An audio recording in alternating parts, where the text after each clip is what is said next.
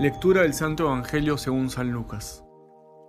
En aquel tiempo dijo Jesús a sus discípulos: A los que me escucháis os digo, amad a vuestros enemigos, haced el bien a los que os odian, bendecid a los que os maldicen, orad por los que os injurian.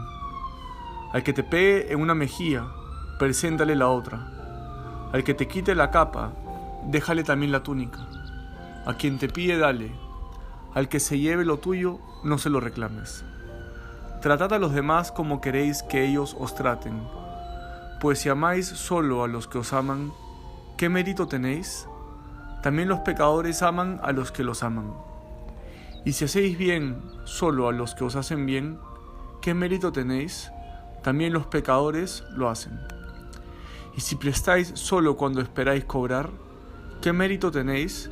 También los pecadores prestan a otros pecadores con intención de cobrárselo. No, amad a vuestros enemigos, haced el bien y prestad sin esperar nada.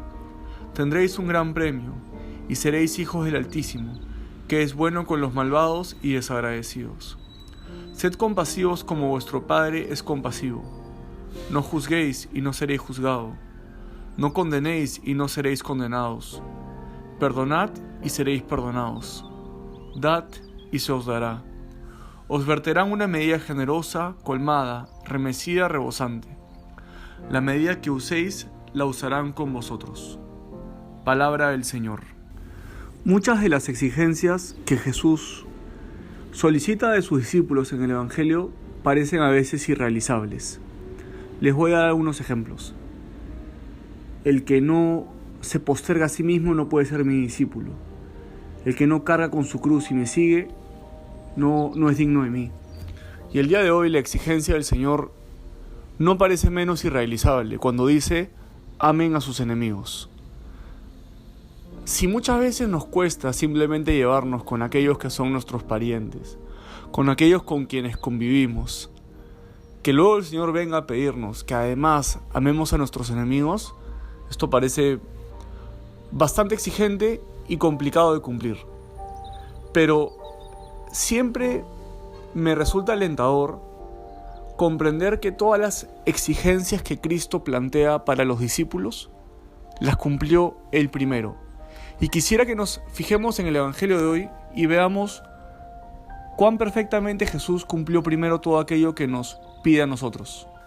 El Señor, por ejemplo, dice: al que te pegue en una mejilla, preséntale la otra. Cuando uno piensa en la pasión y cómo el Señor se ofreció a ella y no puso resistencia a las agresiones de sus discípulos, nos damos cuenta que lo cumplió. Al que te quite la capa, déjale también la túnica. Al Señor lo desnudaron en su pasión. También el Señor nos dice que tratemos bien incluso a aquellos que no nos tratan bien. Y cuando uno piensa que el Señor le lavó los pies a Judas en la última cena, y que hasta el final lo acompañó y lo amó, es impresionante darnos cuenta cómo Jesús cumple tan perfectamente todo aquello que exige para los discípulos. Y no solamente eso, sino como que al leer el Evangelio uno comprende que esas palabras en último término se están refiriendo a Él mismo.